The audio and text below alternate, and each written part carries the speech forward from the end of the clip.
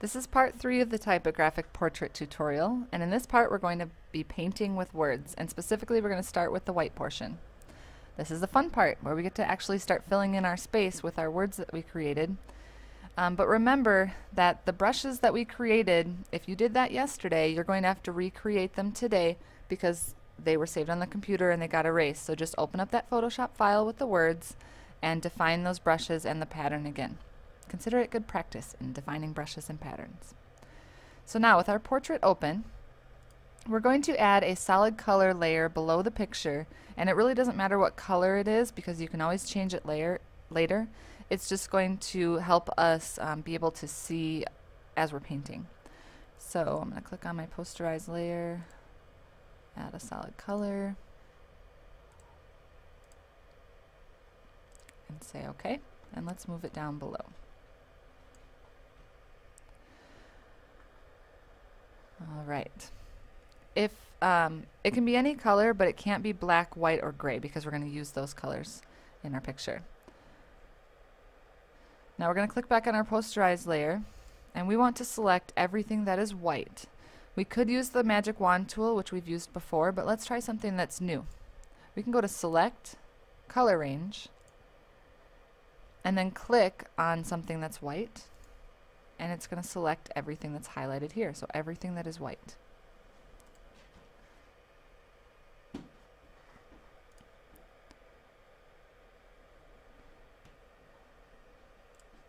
Now we're going to create a new layer, and because we're working with a lot of layers here, we're going to rename this white text. It'll help us stay really organized to know what's on each layer.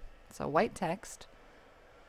And now we're going to turn our posterized layer off, and with this color layer behind you'll be able to see the shape of whatever is white on this picture, so a little bit of his face, the stripes on his mittens, the highlights on his jacket.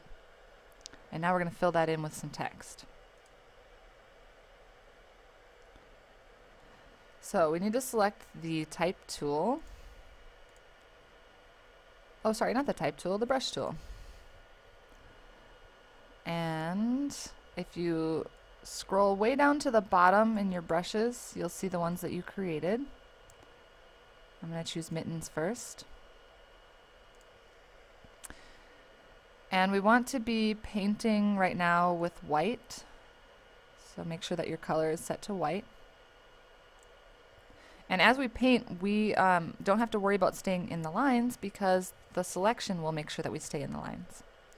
So making sure that we're on our white text layer, let's make our brush nice and big to start out with. I think it's easier to start with the big brush and then start getting it smaller little by little.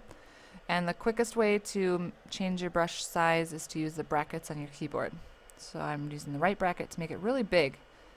I'm only going to end up fitting a couple of these letters of the word mittens into the white portion. And then I'm going to start clicking. Try to have variety here. You know, every so often shrink down your brush. If I got the M-I-T-T, maybe I want to shrink it down and get the E-N-S.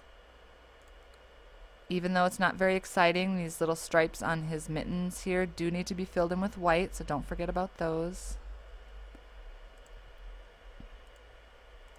A little overlap is fine. Sometimes we'll see the whole word.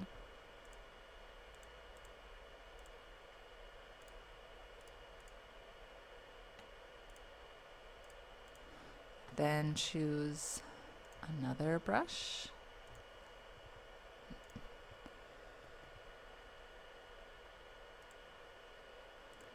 Don't worry about overlapping. We want it to be creative.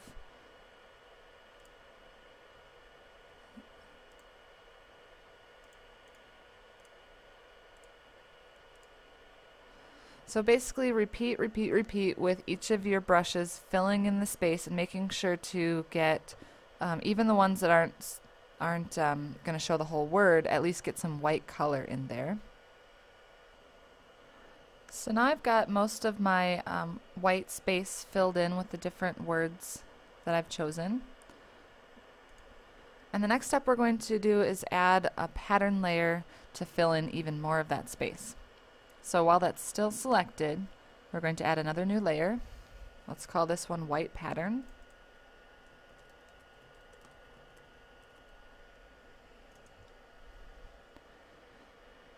And we're going to go to Edit, Fill. We don't want to fill it with a color, we want to fill it with a pattern. Choose the one that you made and say OK. Now it fills it with black text as a pattern, but we can change that. Press Ctrl D to deselect.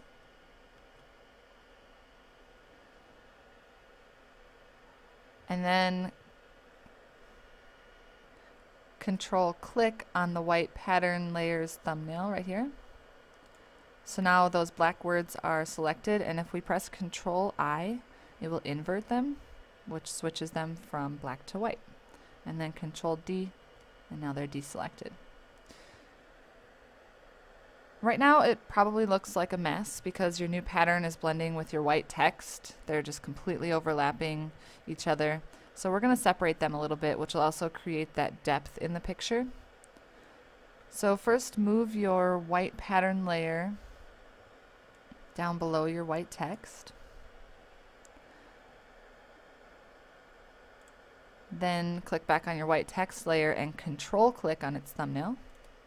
So that selected all of the white words that we hand painted in there. And now we're going to go up to Select, Modify, Expand. What this is going to do is take that selection, which is the words right now, and expand it by 2 pixels. I'll zoom in and show you what that looks like.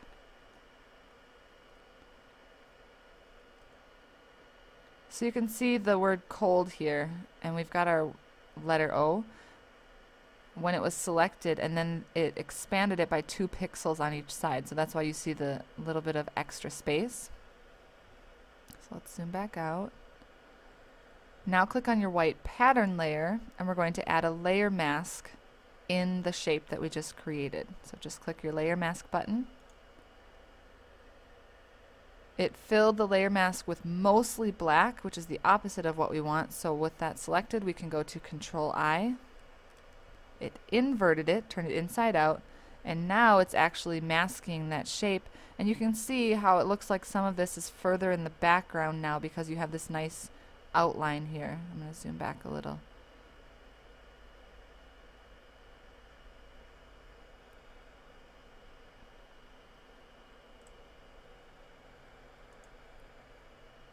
And that is the white portion. So the next step would be to repeat those steps, the painting, the pattern, and the layer mask with your gray, and then repeat it with your black as well. And you'll start to see the picture becoming more realistic looking.